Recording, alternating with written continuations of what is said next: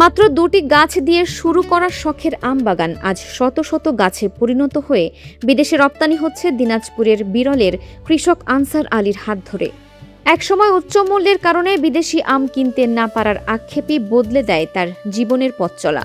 ২০২২ সালে ২৭.৫ টাকা কেজি দরে ব্যানানা ম্যাঙ্গো আম দেখতে গিয়ে তিনি সিদ্ধান্ত নেন নিজেই গাছ লাগাবেন।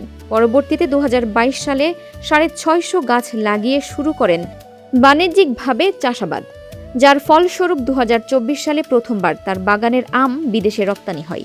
বিরল উপজেলার রাজারামপুর ইউনিয়নে গড়ে ওঠা এই আধুনিক বাগানে বর্তমানে banana mango, Katimon, Chiang Mai, king of Chakapat এবং আর-22-র মতো উচ্চ ফলনশীল বিদেশি জাতের আমের চাষ হচ্ছে। শতভাগ নিরাপদ ও রপ্তানিযোগ্য আম উৎপাদনে প্রতিটি ফলে ব্যবহার করা হচ্ছে ব্যাগিং প্রযুক্তি, যা পোকামাকড়ের আক্রমণ রোধ করার পাশাপাশি ফলের গুণগত মান ঠিক রাখে। প্রতিদিন বাগানের পরিচর্যা, আগাছা পরিষ্কার ও প্যাকেজিংয়ের কাজ করে স্থানীয় শ্রমিকরাও তাদের জীবিকা নির্বাহ করছেন। হ্যাঁ, আমি জুয়েল মার্ডি। আমি আনসার ভাইয়ের বাগানে মোটামুটি বেশ কয়েক বছর ধরে কাজ করে আসছি। আর এটা প্রতি বছরেও কাজ করি, এবারেও কাজ করতেছি। এখন শুরু করেছি যখন আমের যখন মূল হয় তখন থেকে আমি, তারপরে আমার ৩-৪ জন আছে, আমরা বিভিন্ন ধরনের করি আর কি, দেখাশোনা করি। তারপরে প্রথমে স্প্রে করি ওষুধ দিয়ে দেওয়ার পরে, আর বিভিন্ন ধরনের যেমন খুঁটি দেওয়া, ওগুলা কাজ করি। তারপরে যখন 30 থেকে 35 গ্রাম যখন হইল আমটা, তখন থেকে যে প্যাকেট, এটা দিয়ে আমাদের সংসার চলে। এখানে আমরা কাজ করি, ওই যে কী করে গাছের গোড়ায় পানি দিই, কাঠ মেলাই, আমের গাছের এই জীবনযাপন এইভাবে করি। অভিনব এই ব্যাগিং পদ্ধতিতে আম চাষ দেখতে প্রতিদিনই ভিড় করছেন দর্শনার্থীরা, যাদের অনেকেই নিজেদের বাগান করার আগ্রহ প্রকাশ করছেন।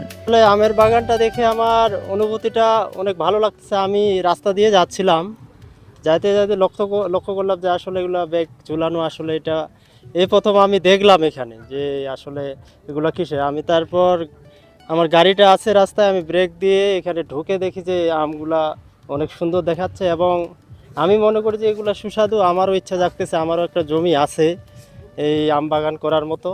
আশা করতেছি যে এনার কাছে পরামর্শ নিয়ে আমিও ভবিষ্যতে এরকম একটা বাগান করার পরিকল্পনা গ্রহণ করব আশা করি। উপসহকারী কৃষি কর্মকর্তা আফজালুর রহমান জানান, প্রতি বছরের মতো এবারও রপ্তানির লক্ষ্য নিয়ে বাগানের মাটি, পানি ও MRL পরীক্ষা করা হয়েছে।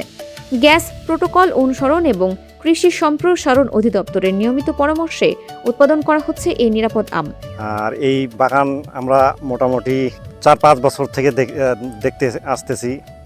আর এই বাগান প্রথম আপনার এই কাটিমন বিদেশে যাচ্ছে, গত বছর যাওয়ার কথা ছিল, যায় নাই।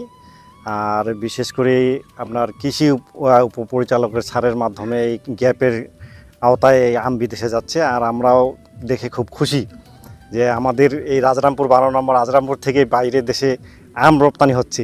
আর এই বাগান দেখে আমরাও খুব আগ্রহী যে সামনের বছর আমারও পরিকল্পনা আছে যে এই ধরনের কাটিমন, বানানা ম্যাঙ্গো আমার গাছ রোপণের জন্য পরিকল্পনা নিয়েছি। এমন সব বস্তুনিষ্ঠ প্রতিবেদন নিয়মিত পেতে দিনাজপুর টিভির ফেসবুক পেজ ফলো করুন।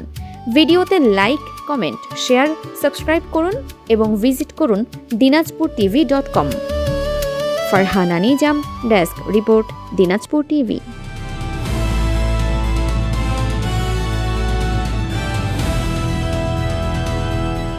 দিনাজপুর টিভি মানুষের জীবনের কথা বলে।